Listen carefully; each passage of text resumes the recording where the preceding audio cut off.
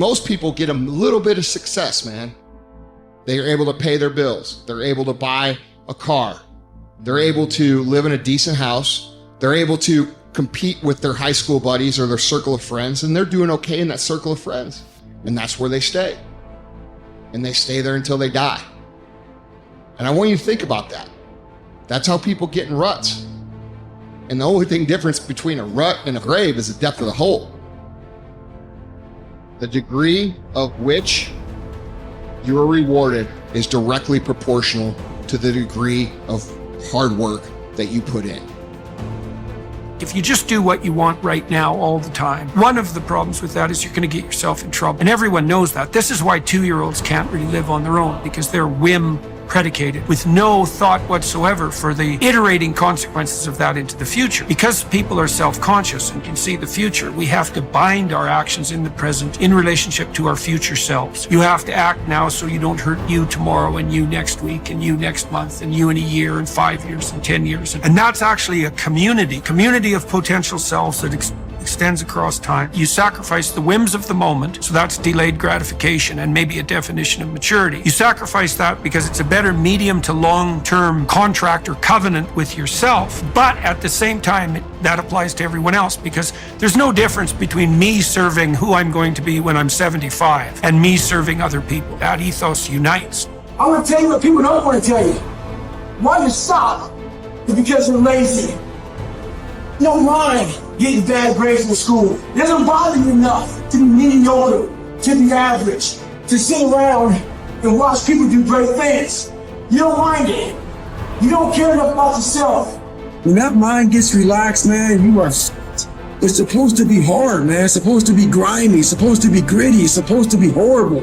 It's supposed to be really ugly. I'm supposed to be battered. I'm supposed to be bruised. I'm supposed to be beaten. Your mind has to touch hardship. It's how you start to create the calloused mind. This is how I'm going to grow.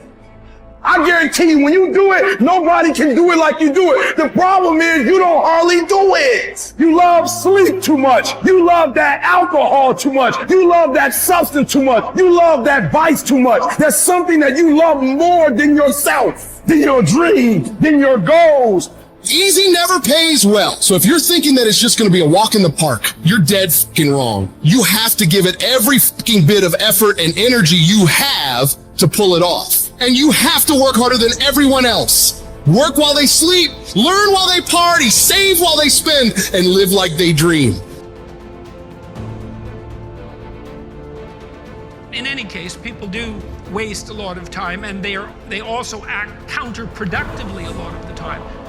Regardless, we do make progress, and we can thrive under the difficult conditions that make up our lives, and we can resist the malevolence that entices us. That's within our power, and we don't know the limits to that.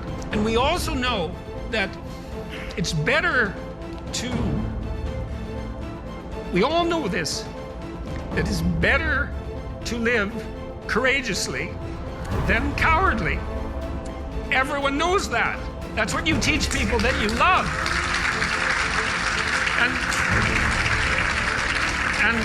And we know that it's better to live truthfully than in deceit. And you can tell that too, because that's also what you tell people that you love. And we know that you should pick up your damn responsibility and move forward. Everyone knows that. It's part of our intrinsic moral nature. And that nature is there. And it's not difficult to communicate to people about this. Like, everyone knows that you wake up at 3 a.m. when you've let your life go off the rails, and that you berate yourself for your uselessness and your cruelty and your failure to take the opportunities that are in front of you. And if you were the master in your own house, in some sense, the captain of your own destiny, if there was no intrinsic nature, well, that would never happen. You'd just let yourself off the hook. There'd be no voice of conscience tormenting you. But no one escapes from that. And what that indicates to me is that, at least psychologically, We live in a universe that's characterized by a moral dimension, and we understand that well, and that moral failings have consequences, and that they're not trivial. They destroy you. They destroy your family. They destroy your community. And you can tell people that, and they listen because they know. They don't know they know.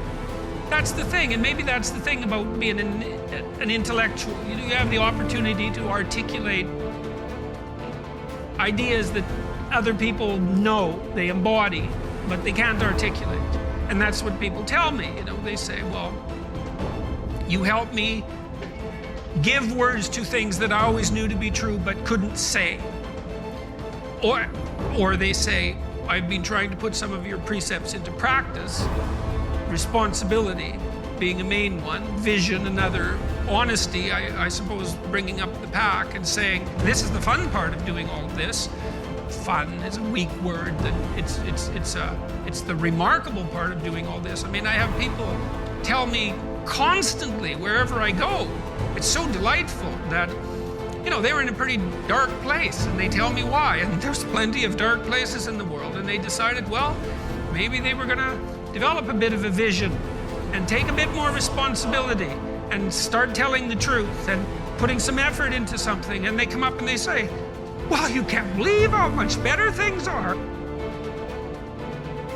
First say to yourself what you would be, and then do what you have to do. If you aren't happy with who you are, you first need to identify who it is that you desire to be. Without determining the destination you're trying to get to, you're probably not going to arrive there. The next step after you figure out who you want to be in your life is to take the necessary steps towards this goal. After all, putting a tack in a map on the wall is a great first step towards going on a journey. But that's only the first step. In order to achieve the good life that you want to live, you will need to exercise your will and do what you have to do to make your dream a reality. Now I will explain how you can recognize that you are not wise. The wise man is full of joy, cheerful and calm, undisturbed. He lives on equal terms with the gods. Now examine yourself. If you are never sad, if no hope disturbs your mind with anticipation of the future, if by day and night the condition of your spirit is even and unvarying, alert and happy with itself, then you have reached the high point of human good. The greatest obstacle is probably when meditation comes out of a sense of lack or neediness. So you feel you are deprived of something, be it money or a relationship or a living situation, and you feel there's a great lack in your life and you desperately want this to change. And so you perhaps use manifestation in a way that is not likely to work when, for example, you use affirmations such as I want a better job, I want a job with a good income and a life situation in a nice place, and I want this and I want that. By making these statements, you're actually, by implication, saying that you don't have it. So you're also, by saying that you're there's a reverse side to your statement, I want, and on the reverse side of the statement, I want, there is the statement, I don't have, and I need. And similar things, please give me, if you pray to maybe God, maybe you pray to Jesus, maybe you pray to Buddha. They do that in Buddhist countries. Maybe you pray to a saint or whatever it is, or you pray to the universe and say, please, universe, please give me this, please give me that. That also doesn't work very well. If it works, it could be accidentally, who knows, but usually that greatly diminishes your power of manifestation, because The manifestation practice arises out of a state of lack or neediness, so there's no powerful manifestation there. The secret of manifestation is expressed in one simple statement by Jesus, and that encapsulates all the books that have been written on manifestation and will ever be written on manifestation. It's just one simple sentence. It says, when you pray for something, believe that it has been given, or that you already have it, and then you will receive it. So the important thing is, he doesn't say believe that you will receive it. He says believe that you have received it.